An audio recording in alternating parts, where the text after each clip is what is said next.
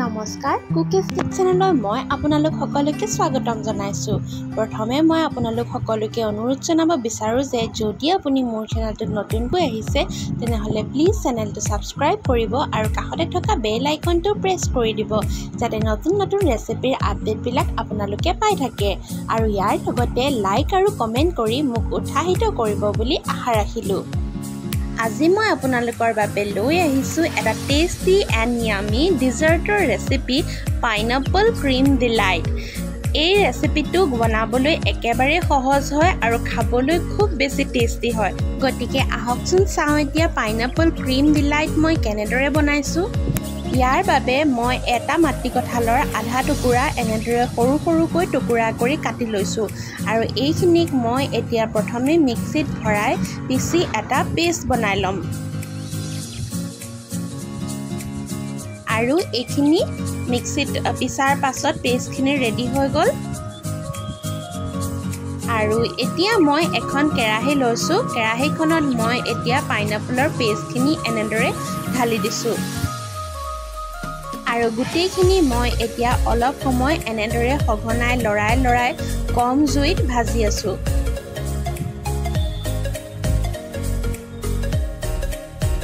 যিহেতু মই লোৱা মাটি কঁঠালটো বহুত মিঠা আছিল সেইবাবে মই ইয়াত কোনো ধৰণৰ চেনি ব্যৱহাৰ কৰা নাই আৰু আপোনালোকে যদি প্ৰয়োজন বোধ কৰে তেনেহ'লে 1 পৰা 2 চামুচ চেনি আপোনালোকে ইয়াত মিহলি কৰিব পাৰে আৰু এনেদৰে সঘনাই কম জুইত লৰাই ভাজি থকাৰ পাছত পাইনাপলৰ পেষ্টখিনি ঘন হৈ আহিছে আৰু যেতিয়া অলপ ডাঠ হৈ যাব তেতিয়া মই গেছৰ চুইচটো বন্ধ কৰি দিম আৰু এইখিনি আমাৰ পাইনাপল ক্ৰীম ডিলাইটৰ বাবে যিখিনি পাইনাপল চচৰ প্ৰয়োজন হ'ব সেইখিনি আমাৰ ৰেডি হৈ গ'ল।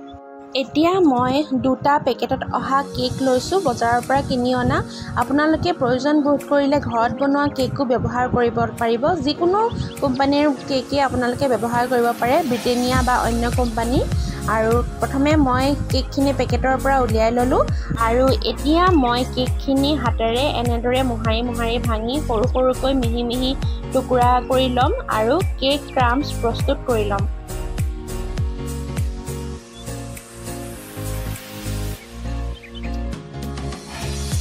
আৰু এয়া কেক ক্ৰাম্বছখিনি ৰেডি হৈ গ'ল। এতিয়া মই এটা কাপ লৈছোঁ। যিকোনো ধৰণৰ বাতি বা কাপ আপোনালোকে ব্যৱহাৰ কৰিব পাৰিব। প্ৰথমে মই এতিয়া কাপটোৰ তলত অকণমান আমুল ফ্ৰেছ ক্ৰীম দি লৈছোঁ। এতিয়া মই 3 চামুচ কেক ক্ৰাম্বছ তাৰ ওপৰত দি এটা লেয়াৰ বনাই লৈছোঁ।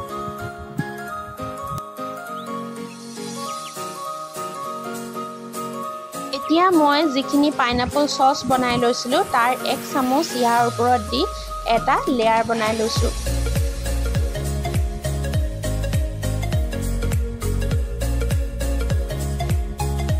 তাৰ ওপৰত মই এতিয়া কেক ক্ৰাম্বছৰ অন্য এটা লেয়াৰ দি দিছোঁ।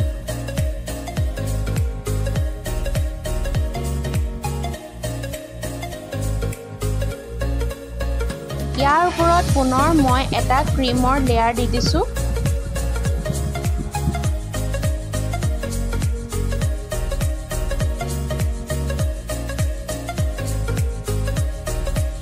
পুনৰ তাৰ ওপৰত এটা কেক ক্ৰাম্বছৰ লেয়াৰ বনাইছোঁ।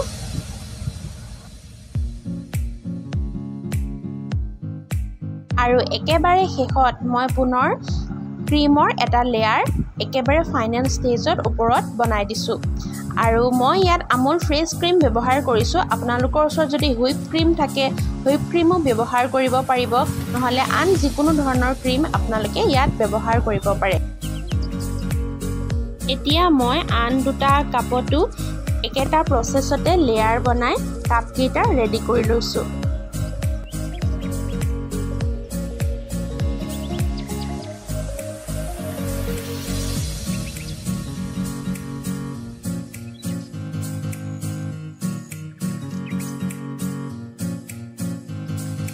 আৰু যেতিয়া মোৰ কাপ 3টা ৰেডি হৈ গ'ল তেতিয়া মই 3টাকে ডিপ ফ্ৰিজাৰত প্ৰায় 30 মিনিটৰ বাবে ছেট হ'বলৈ ৰাখি দিলোঁ। আৰু 30 মিনিটৰ পাছত চাওক এয়া আমাৰ ক্ৰীম ডিলাইট ৰেডি হৈ গ'ল। চাওকচোন কিমান ধুনীয়া লাগিছে। মই পদিনা পাত আৰু চেৰিৰে অলপ ডেক'ৰেশ্যনো কৰি দিছোঁ। মই আপোনালোকক 1 চামুচ উলিয়াই দেখুৱাইছোঁ চাওক কিমান ধুনীয়া লাগিছে চাওকচোন খাবলৈ মন গৈছেনে বাৰু এবাৰ বনাই খাই চাব আৰু কেনেকুৱা পালে মোক জনাব ভিডিঅ'টো চোৱাৰ বাবে ধন্যবাদ আৰু যদিহে ভিডিঅ'টো চাই ভাল পালে তেনেহ'লে প্লিজ লাইক কৰিব কমেণ্ট কৰিব আৰু যদিহে আপুনি এতিয়ালৈকে মোৰ চেনেলটো ছাবস্ক্ৰাইব কৰা নাই তেনেহ'লে ছাবস্ক্ৰাইবো কৰি দিব আৰু কাষতে থকা বেল আইকনটো প্ৰেছ কৰি দিব যাতে নতুন নতুন ৰেচিপিৰ আপডেটবিলাক আপোনালোকে পাই থাকে আৰু ইয়াৰ লগতে নিজৰ বন্ধুবৰ্গৰ সৈতে মোৰ ভিডিঅ'টো শ্বেয়াৰ কৰিবচোন এবাৰ তেতিয়াহ'লে আজিলৈ আহোঁ আকৌ লগ পাম এটা নতুন ভিডিঅ'ৰ সৈতে Till then, eat healthy and stay safe. Bye-bye.